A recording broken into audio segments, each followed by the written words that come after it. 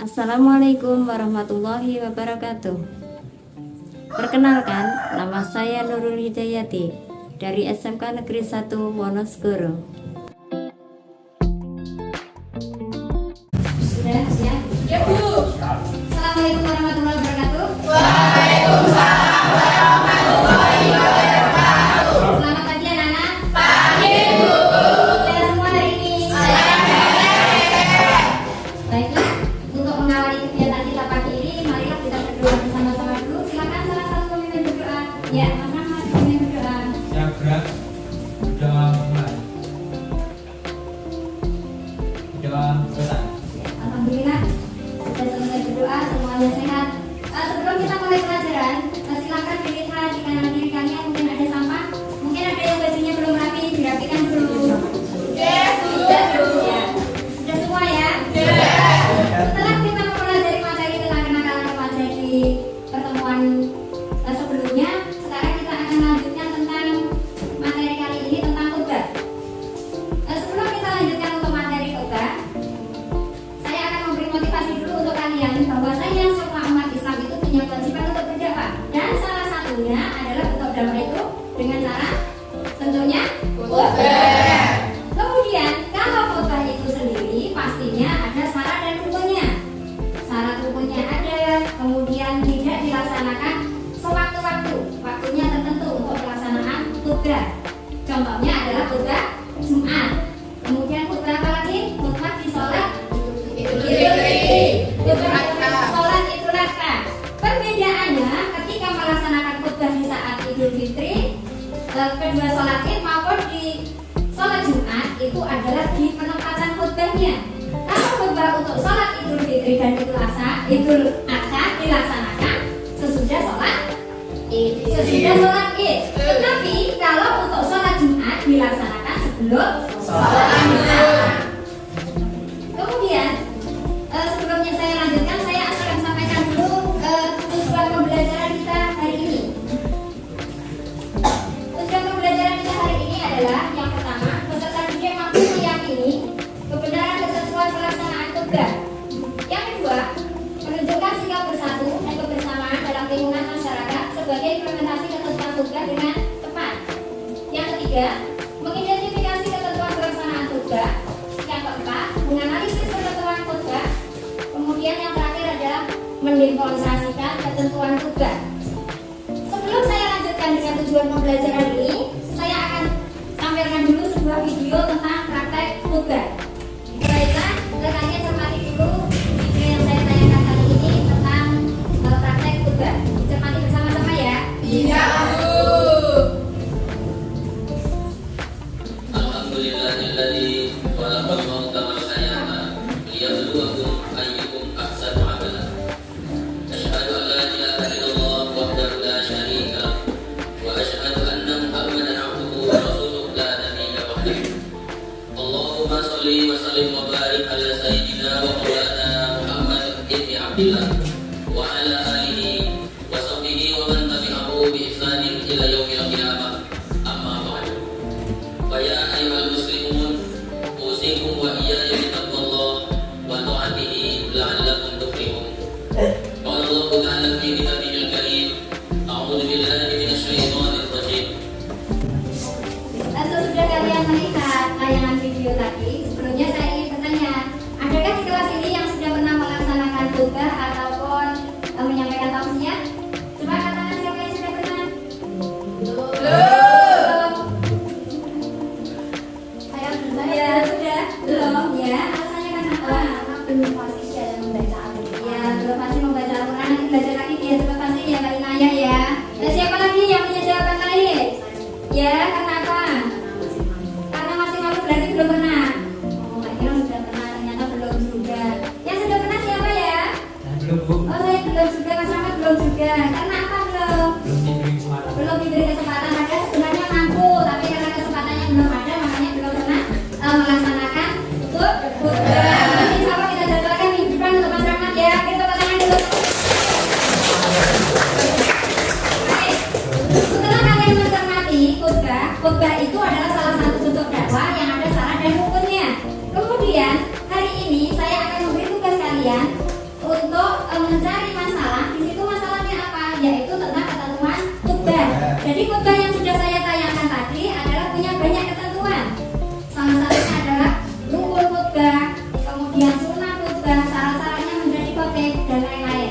Baik, sebelum saya membagikan RKPD, kita bentuk kelompok dulu. Satu kelompok ada 5 anak. Seperti kelompok-kelompok yang sebelumnya sudah pernah kita buat. Coba kelompok 1 mana?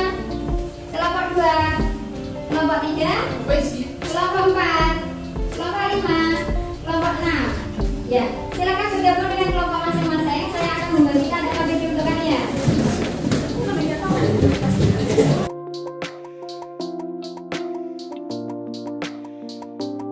Kemudian kalian cari jawabannya.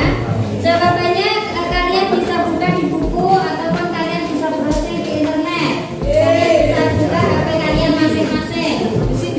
Jadi di situ kalian sebutkan dulu pengertian khutbah itu apa, kemudian hukumnya, syarat-syaratnya khotib, kemudian sunnah-sunnah khutbah. Di situ sudah saya tuliskan pertanyaannya, semuanya yang harus kalian jawab. Silakan bisa dimulai. Bisa, Bu.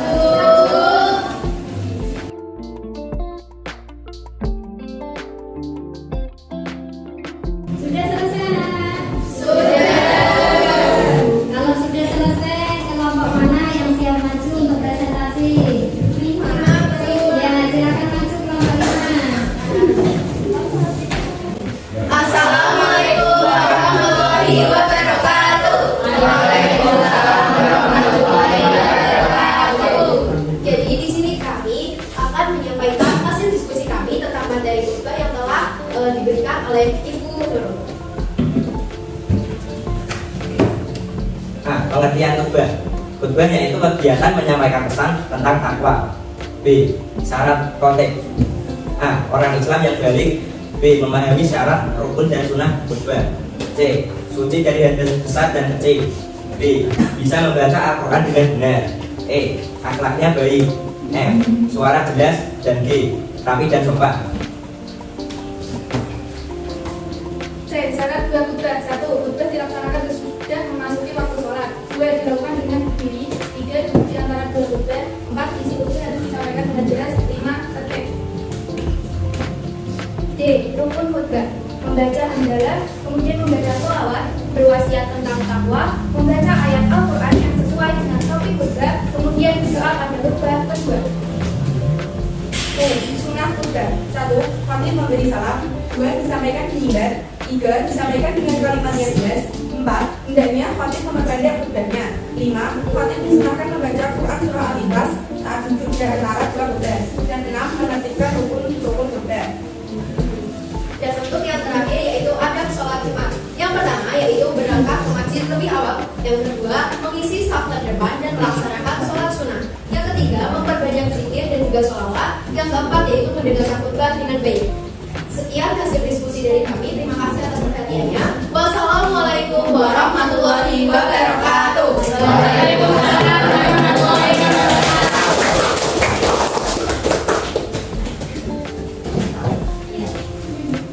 Karena semuanya sudah presentasi hari ini dan hasilnya cukup bagus, sebelum saya evaluasi untuk isi dari hasil diskusi kalian, saya akan mengajukan sebuah pertanyaan dulu. Bagaimana halnya ketika khutbah itu dilakukan, disampaikan dengan mengandung unsur provokatif? Ayo, siapa yang bisa menjawab? Ya, Mbak. Pada dasarnya khutbah harus disampaikan sesuai dengan ketentuan khutbah tanpa adanya unsur lain. Unsur provokatif akan bertentangan dengan syarat dan juga rukun khutbah. Isi dari khutbah adalah ajakan untuk meningkatkan ketakwaan, meningkatkan amal ibadah yang baik, dan juga wajib maupun sunnah. Provokatif yang dimaksud adalah menghasut atau merangsang untuk bertindak sesuatu yang baik. Hal ini adalah menyimpang dari syarat dan juga rukun khutbah. Ya, jawabannya benar sekali, bagus sekali.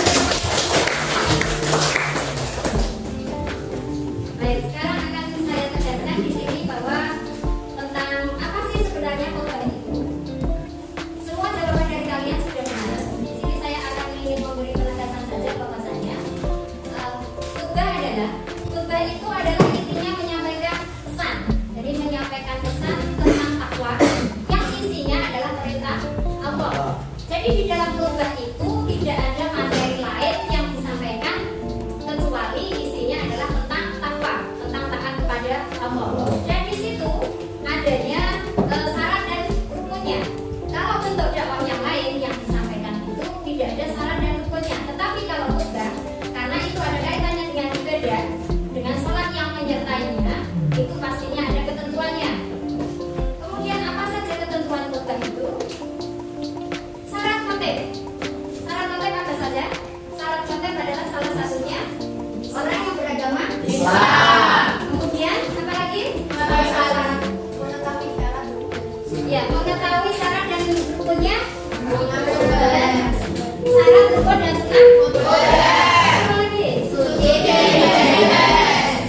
Suci dari hadas. Yang dimaksud suci dari hadas di sini adalah hadas besar dan hadas kecil. Kemudian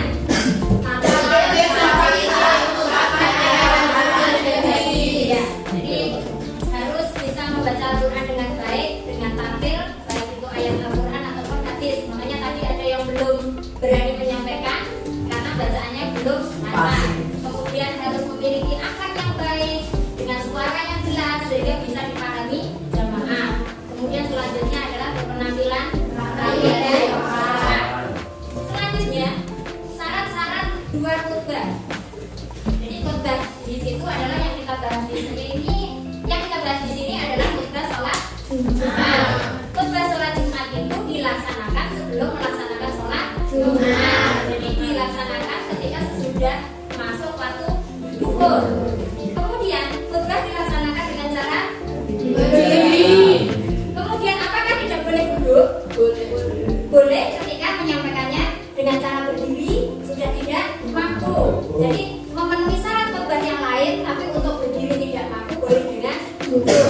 Tetapi yang dimaksud duduk di sini adalah duduk di antara dua khutbah. Jadi duduk di antara dua khutbah itu hukumnya sunnah. Minimal membaca apa di sana? Membaca sholawat dan berdoa. Di saat-saat itulah doa-doa kita akan bisa lebih mudah untuk terkabulkan. Jadi di antara dua khutbah ketika duduk itu adalah salah satu waktu di mana di situ adalah saat yang baik untuk berdoa.